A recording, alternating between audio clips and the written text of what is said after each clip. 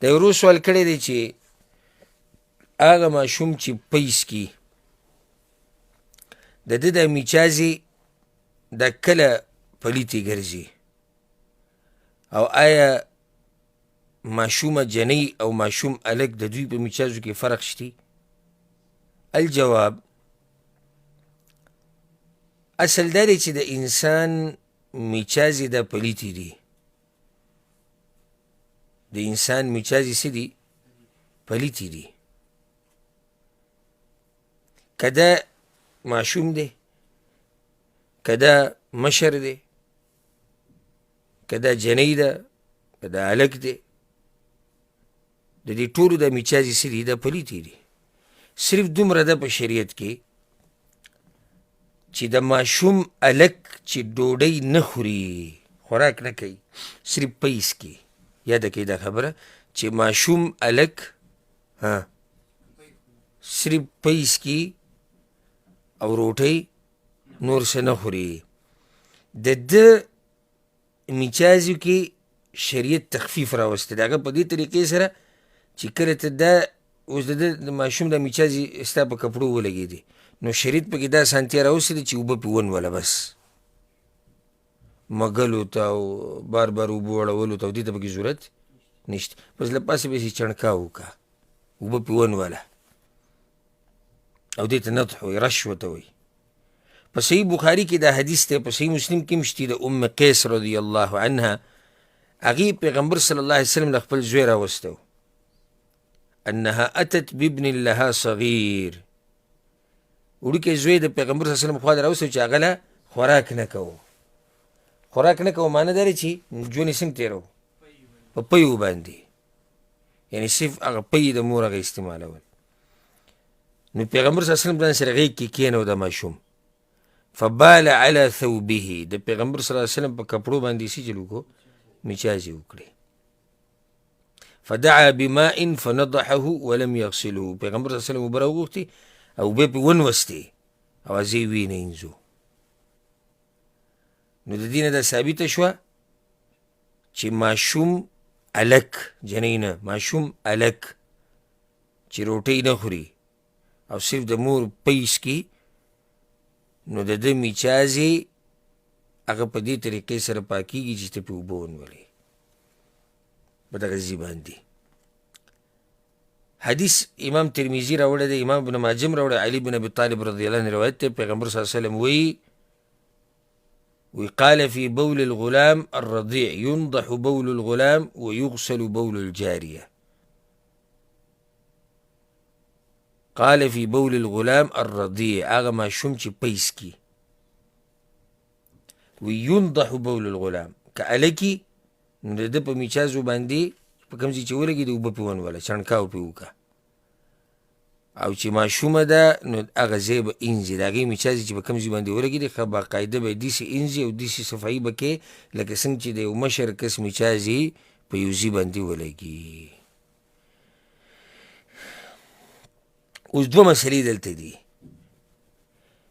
یو خو دا مسله ده چې دا کم عمر دی چې د ماشوم هلک میچازو باندې چې چڼکا وکړي نو دغه ځای پاکېږي. هغه موږ ووایي دغه حدیث کې تیر شو چې څو پورې دی د مور پیس کې او نور څه ډوډۍ نه خوري. ډوډۍ نه خوري معنی ګوره دې معنی باندې اکثر خلک نه دي پوه. لکه اوس ته یو شی راولې او ماشوم ته یې خوله کې کښېږدي، لکه تا راواغېستو ماشوم ته د خوله کې څه شی کېښود او هغه پې شخوند شروع کړو، څه خیال دی؟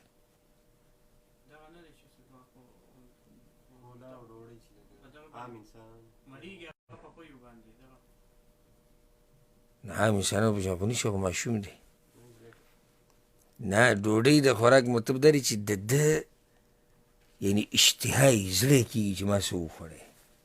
اوس ته راوړې په زور ورته په خوله کې څه شی ږدې وګورو، نه دغه مطلب نه دی چې دا ماشوم غواړي خوراک، په هغې پسې جاړي او په هغې بیا مړېږي، نو دا ماشوم به په دغه کې به حسابېږي چې او دی اوس روټۍ خوري، روټۍ ته یې ضرورت دی، نو د ده میچازې د هغې د پاکوالي طریقه هم دغه شان ده څنګه چې یو مشر کسي.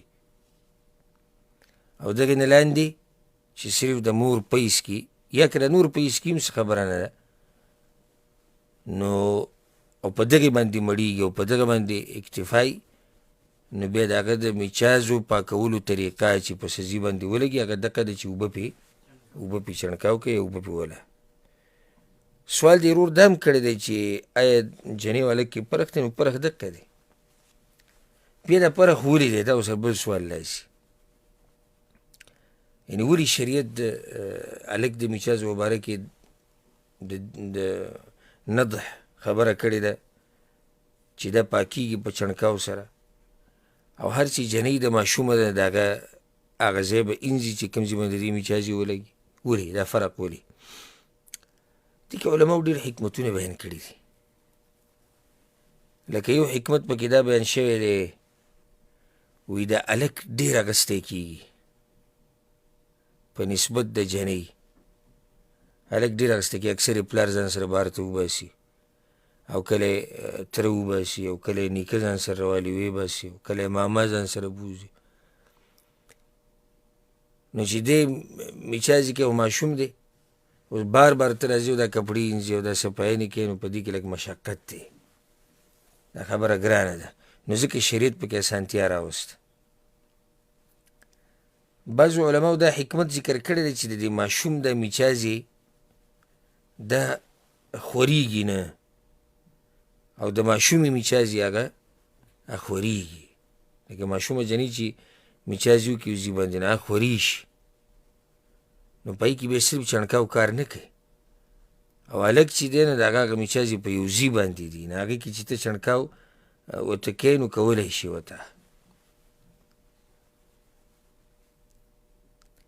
بعضو علماو نور حکمتونه ذکر کړي دي خو دا پکې هغه واضحه دي. او که چېرته موږ ته حکمت معلوم هم نه شي بس لوی حکمت دا دی چې پیغمبر صلی الله علیه وسلم دا خبره کړې ده. چا کړې ده؟ پیغمبر صلی الله علیه وسلم. او زموږ دپاره دا خبره څه ده؟ دا کافي ده او پوره ده. والله اعلم.